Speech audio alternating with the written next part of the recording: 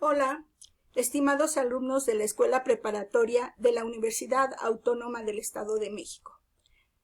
Para realizar esta actividad, ten a la mano una hoja de blog, tamaño carta, de rayas sin perforaciones, para que entregues la evidencia con los datos de identificación.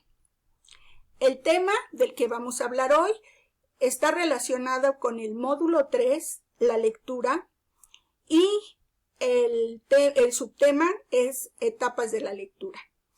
El propósito es que utilices estrategias de lectura en los textos que consultas, tomando en cuenta como referencia el contexto en que se generó el texto y también el contexto en el que se recibe la información. Vamos a dar inicio hablando acerca de cuáles son, en términos generales, las etapas de la lectura. Para sistematizar nuestra lectura de comprensión, vamos a hablar acerca de la prelectura, la lectura y la poslectura. En el caso de la lectura, para que podamos realizar una lectura de comprensión, también en esta etapa de la lectura vamos a poder también diversificarnos a través de la decodificación, la comprensión y la internalización del texto, el documento que estamos leyendo. La lectura o la prelectura es el primer acercamiento rápido que tenemos con el texto. Es una primera experiencia que nos va a permitir tener una idea general acerca del tema, porque durante esta etapa de prelectura vamos a explorar el texto y esto nos va a permitir formular ciertas predicciones acerca del contenido que va a tener la lectura. La prelectura pudiéramos asemejarlo a un escáner. El escáner solamente pasa rápidamente por el contenido para tener una idea general de la estructura y también nos va a permitir familiarizarnos con el contenido del texto.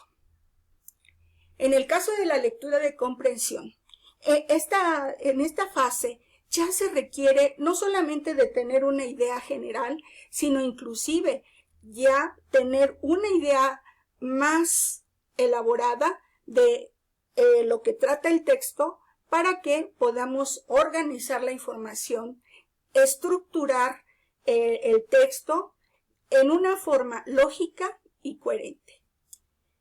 Desde luego que la calidad de la comprensión va a depender de las experiencias previas que cada individuo, que cada lector aplique a su nueva experiencia de lectura. Es la comprensión o asimilación de ideas de un texto. Así podemos definir lo que corresponde a la definición de lectura de comprensión. La lectura de comprensión, decíamos hace un momento, la vamos a poder procesar en 3 etapas. En la etapa de decodificación, en la etapa de comprensión y por último en la etapa de internalización.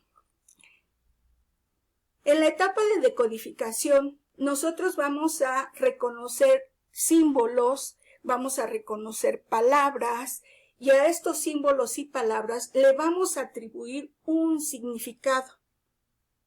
Ahí estamos decodificando. ¿Qué significa este símbolo? ¿Qué significa esta palabra? En el caso de la comprensión, vamos a tener que aproximarnos al sentido que tienen los signos.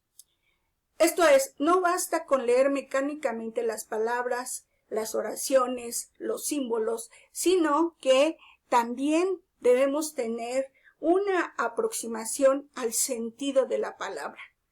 ¿Sí? ¿Cuál es el sentido que el emisor le da? Y por lo tanto, ¿cuál es el sentido que el receptor debe recibir y captar acerca de los matices que el autor que el emisor le está dando a el texto.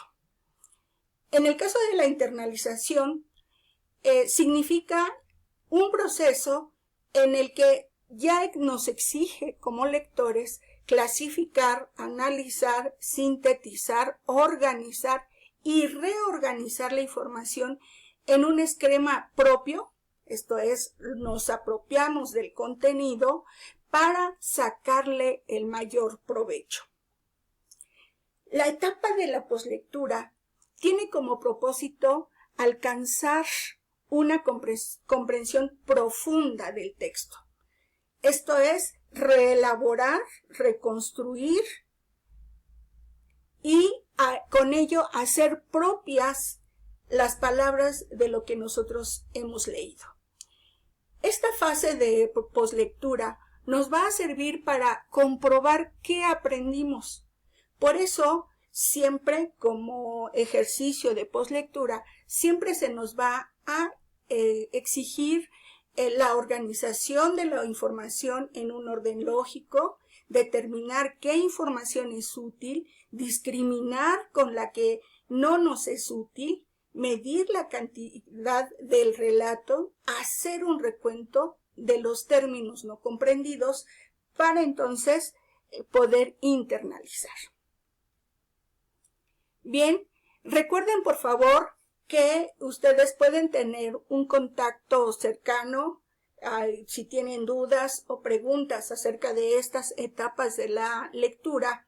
Recuerden que me pueden contactar en Facebook como silvia.leonor1 y ahí podríamos despejar dudas.